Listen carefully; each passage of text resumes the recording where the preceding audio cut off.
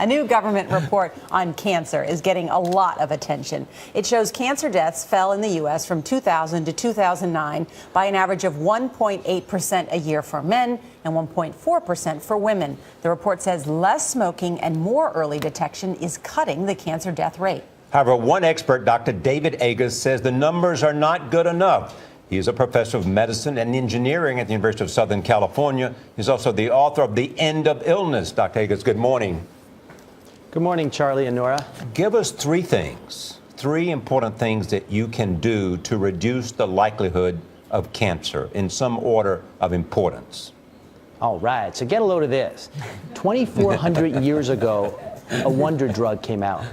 This is a pill that costs $3.50 a year. If you take it once a day, you reduce the death rate of cancer by over 30%. And it's called a baby aspirin. So a baby aspirin a day will reduce the death rate of cancer by over a third. The second is eat real food. You know, in our country, we always want the easy way out. So we take a pill, whether it be a vitamin or a supplement. The key is eat real food. The third is, I think what is most obvious and what you're going to give me mean looks about, which is moving during the day. If you go to the gym and work out for an hour and then sit for 5 hours a day, it's equivalent on a health basis of smoking a pack of cigarettes. So we need to get people to get up and move. So you're saying that by sitting down too much, it's the equivalent of what most people consider the most serious threat to getting cancer, smoking cigarettes?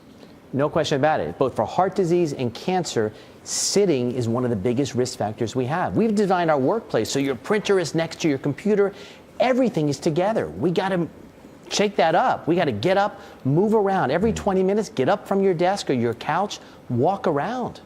Dr. Agus, that's really important information about how to reduce cancer. This new study does show that cancer rates are down, but you point out it's not enough. It's just a small drop.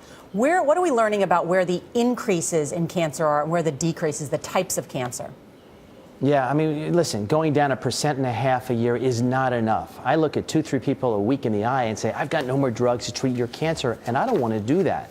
We can prevent a lot of cancer, and we're not doing it. Take this new vaccine called the human papillomavirus vaccine. Girls who get it will almost eliminate cervical cancer. Yet only a third of girls in this country of the right age get all 3 doses. We're not implementing the preventive strategies. The hepatitis vaccine, we're not doing it, and liver cancer rates are going up. So we need to be better about preventive strategies. Colonoscopy. If you get your colonoscopy, your chance of death of colon cancer is near zero. Yet again, most people in this country aren't doing what we need to do in that regard. You know, one of the Supreme Court justices once said, everybody in this country has a right to do many things, but the question is, what is the right thing to do? What are we learning? If we want to change healthcare, I'm sorry, go ahead. No, go ahead. I was going to ask the last question, which is, what are we learning from cancer research today in terms of finding new ideas to fight cancer?